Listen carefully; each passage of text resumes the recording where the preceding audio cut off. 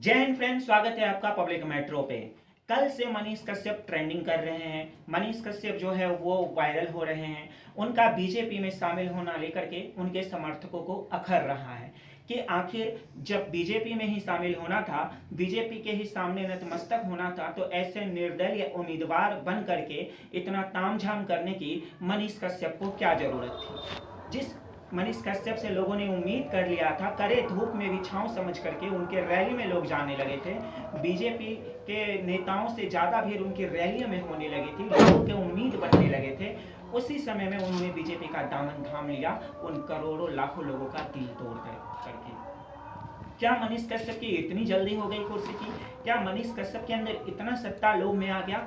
जब ये जेल गए थे तब ना जाने मेरे जैसे कितने लोग जो इनको जानते भी नहीं है, इनके सपोर्ट में हजारों वीडियो बना दिए, दर्जनों वीडियो बना दिए जो इनको जानते तक नहीं है, सिर्फ इसलिए कि कोई लड़का है जो अकेले दम पर बिहार को बदलने की कोशिश कर रहा है।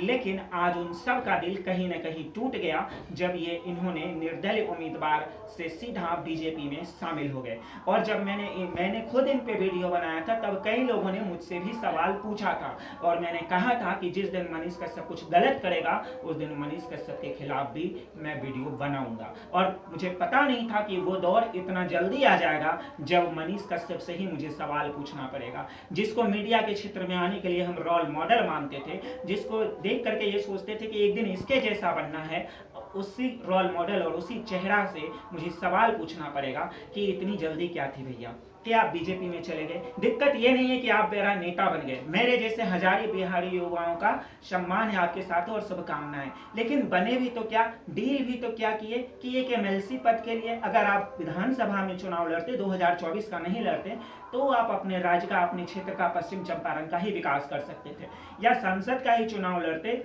बीजेपी से ही डील हुई तो सांसद वाला डील करते। एमएलसी का चुनाव, इतने पढ़े लिखे तो आप हैं ही मनीष सर कि आपको पता होगा कि एमएलसी का चुनाव आम जनता नहीं करती है, कुर्सी पर बैठे लोग करते हैं और वो जिसको चाहे उसको भेज देते हैं और वहां से आपको स्थानीय लोगों से मिलने का कोई मौका नहीं मिलेगा, आप विकास की गति को कोई आगे नहीं बढ़ा सकते हैं। और पता नहीं ये बार बार क्यों होता है। इस तरीके से मनीष कश्यप का पलट जाना न ही चंपारण की जनता को गवारा गुजरा और न ही उनके फैंस को पसंद आ रही है और न ही उनके करीबी दोस्तों को, क्योंकि वाकई में जिसके लिए लोग इतना प्यार करें, जिससे इतनी उम्मीदें हों, जो इतना चाहत रखता हो जिसके लिए, वो अचानक से ये अनाउंसमेंट कर दे कि अब मैं यहाँ नहीं यहाँ रहूँगा, वो भी तब जब लोग उन सब से दुश्मनी लेकर के आपके साथ खड़े थे, तो दर्द तो होगा ही। ऐसा मनीष कश्यप को भी अच्छे से पता था और ये चीज़ मैंने पहले भी कह दिया था जब मनीष कश्यप जेल में थे, तो आप मेरी पुरानी वीडियो को जाकर के आराम से देख सकते थे। मैंने कहा था कि ये 9 महीना में आए या 8 महीना में आए, बीजेपी वाले इनको छुड़ाने में हेल्प करेंगे और इलेक्शन के टाइम में इनसे वोट लड़वाएंगे या इनको प्रचार करवाएंगे।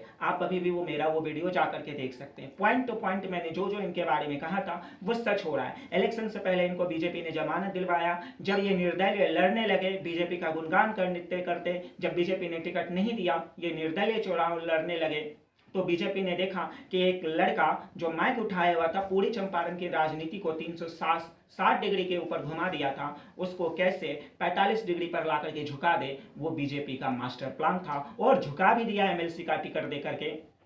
और ये मैं पहले से कह रहा था कि चुनाव के समय में मनीष कश्यप से कुछ न कुछ जो है बीजेपी वो फायदा उठवाएगी और वो मौका भी आ गया। लेकिन दुख सबको इसी बात का है कि लड़ना ही था तो या तो सांसद का लड़ते या विधायक का, क्योंकि एमएलसी से आप कुछ नहीं कर सकते हैं। आपको फ्लैट मिल जाएगा, एक सरकारी, 2 अंगरक्षक मिल जाएंगे, एक गाड़ी मिल जाएगा, आप एसी में बैठिएगा और वहाँ पे विधान परिषद में या राज्यसभा में जाकर के सिर्फ अपनी समस्याओं को कह सकते हैं, उसकी प्रशंसा कर सकते हैं या विरोध कर सकते हैं। ग्राउंड पर आपको उतना विकास करने का अवसर नहीं मिलेगा। बाकी अंत में जाते जाते आपकी आगामी राजनीतिक जिंदगी के लिए शुभकामनाएं। और आपको कैसा लगता है, क्या मनीष कश्यप ने निर्दलीय उम्मीदवार न होकर के बीजेपी का ये शर्त मान करके सही किया है या नहीं, ये हमें कमेंट में जरूर बताएं। और बाकी की खबरों के लिए देखते रहिए पब्लिक मेट्रो। जय हिंद।